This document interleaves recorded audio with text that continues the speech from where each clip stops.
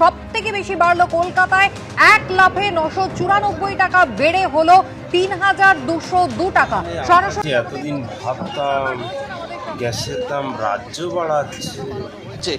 আমরা যদি দামের দিকে তাকাই, দিল্লিতে বাণিজ্যিক সিলিন্ডার অর্থাৎ 19 কেজির যে বাণিজ্যিক সিলিন্ডার তার দাম দিল্লিতে বেড়েছে 993 টাকা, মুম্বাইতেও বেড়েছে 993 টাকা, চেন্নাইতে বেড়েছে 990 টাকা 50 পয়সা, কলকাতার ক্ষেত্রে এই বর্ধিত দাম 994 টাকা।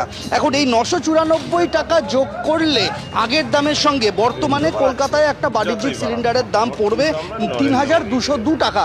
স্বাভাবিকভাবেই এর প্রভাব কিন্তু সরাসরি পড়তে চলেছে মধ্যবিত্তের ওপর, তা বলার অপেক্ষা থাকে না। তার কারণ আমরা দেখেছি যে মধ্যপ্রাচ্য এবং পশ্চিম এশিয়ায় যুদ্ধ পরিস্থিতির জন্য এই বাণিজ্যিক এলপিজির একটা ঘাটতি তৈরি হয়েছিল, বাণিজ্যিক এলপিজির ওপর নিয়ন্ত্রণ আরোপ করা হয়েছিল, বাণিজ্যিক এলপিজির কালোবাজারির অভিযোগ উঠেছিল।